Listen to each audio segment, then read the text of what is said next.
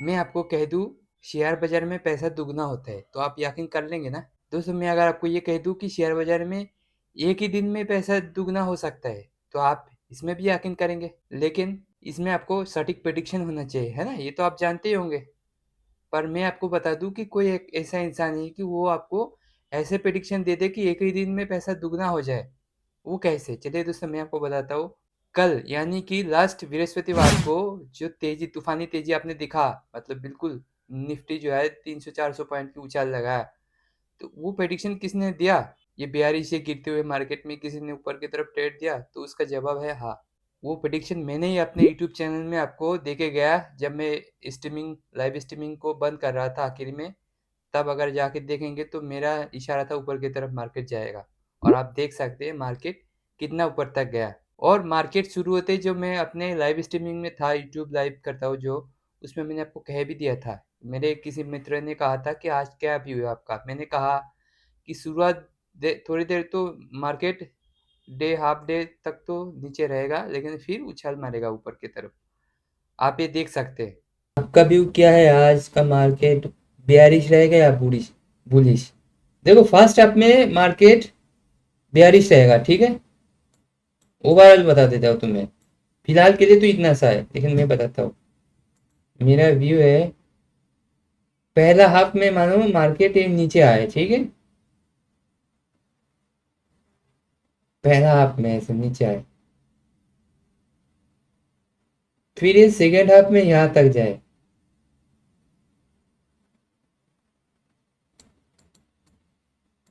अरे यार, ये देखो ऐसा मेरा व्यू है।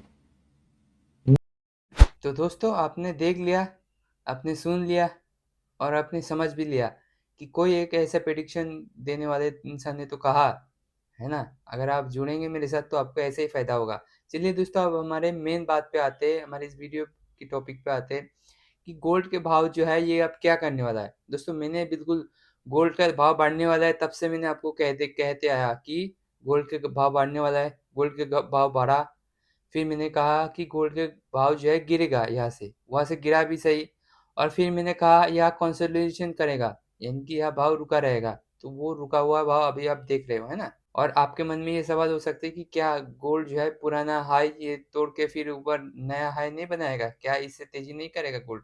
तो मैंने इसका जवाब अपने पुराने पिछले वीडियो में अगर आप जाके देखें तो मैंने दे दिया कि अब ये रेट ये क्रॉस नहीं करेगा। तो उसने अभी तक क्रॉस नहीं किया। अब इसके पीछे कारण क्या है इस वीडियो में आपको बताता हूँ। दोस्तों कारण समझने से पहले मैं आपको बताता हूँ पैसे कैसे बढ़ता है ना?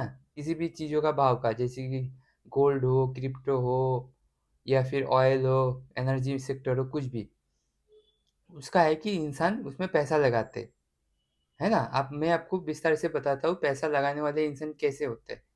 दोस्तों 3 किस्म के इंसान होते हैं। एक तो बड़े-बड़े हेज फंड, बड़े-बड़े जो इन्वेस्टर होते हैं, ठीक है? बड़े-बड़े ग्रुप होते हैं जो। एक वो हो गया, दूसरा हो गया आप और हमारे जैसे रिटेल ट्रेडर, है ना? छोटे-मोटे जो ट्रेडर्स होते हैं, ये हो गया। और तीसरा होता है आउटसाइडर, ठीक है? आउटसाइडर कौन लोग हैं, वो भी आपको मैं इसी वीडियो में बताता हूँ कि जैसे कि मान के चलती है कि मेटल यानी कि गोल्ड में जैसे कि बड़े-बड़े हेज फंड होते हैं, ये तो इन्वेस्ट करते हैं, आपको मालूम है ना? फिर आते हैं रिटेल ट्रेडर और एक तीसरा होते हैं जैसे कि जिनको शेयर बाज़ार या फिर ये जो कैपिटल मार्केट इससे कोई मतलब नहीं है। वो फिजिकल फॉर्म में गोल्ड वगैरह खरीदते हैं, ठीक है? जैसे उसको अगर ये पता चल गया कि गोल्ड के भाव सस्ता हो गया है, तो वो दुकान से जाके गोल्ड खरीद के कोई सामान बनाता है या फिर कोई ज़ेवर बनाते हैं, समझ गए ना दोस्तों? ये होते हैं आउटसाइडर। तो अब मैं बताता हूँ कि गोल्ड का खेल क्या हुआ। मैं आपको बता दूँ दोस्तों कि इस दुनिया में जो भी एसेट है ना, चाहे जैसे कि क्रिप्टो हो, गोल्ड हो या फिर कोई ऑयल हो, है ना? उसका रेट एक साथ में सारी चीज़ का बढ़ नहीं सकता। एक साथ सारी चीज़ों का रेट घट ज़रूर सकता है। आप मेरी इस बात को गौर से सुनें। एक साथ में रेट हर चीज़ का जैसे कि हर एसेट का घट ज़रूर सकता है अगर मंदी की मार्केट है, पर बढ़ते टाइम एक साथ में नहीं बढ़ता। ये आपको शायद कहीं और किसी ने कहा हो लेकिन ये मेरी एक्सपीरियंस से मैं उससे बता रहा हूँ। दोस्तों, एक सेक्टर रोटेशन होता है यानी कि कभी ये क्रिप्टो करेंसी में उछाल दिखेगा, कभी आपको गोल्ड में दिखेगा, कभी आपको एनर्जी ऑयल वगैरह में दिखेगा। तो आपको याद है ये ईरान-इज़राइल के युद्ध होने से पहले गोल्ड में अचानक से रैली कर गया था, ठीक है? 1 महीना पहले ही वॉर के। दरअसल वॉर उसी टाइम होना था, लेकिन 1 महीना बाद पोस्टपोन्ड हो गया वॉर, ठीक है दोस्तों? तो वॉर पोस्टपोन होने से क्या हुआ? गोल्ड के रेट तो बढ़ गए।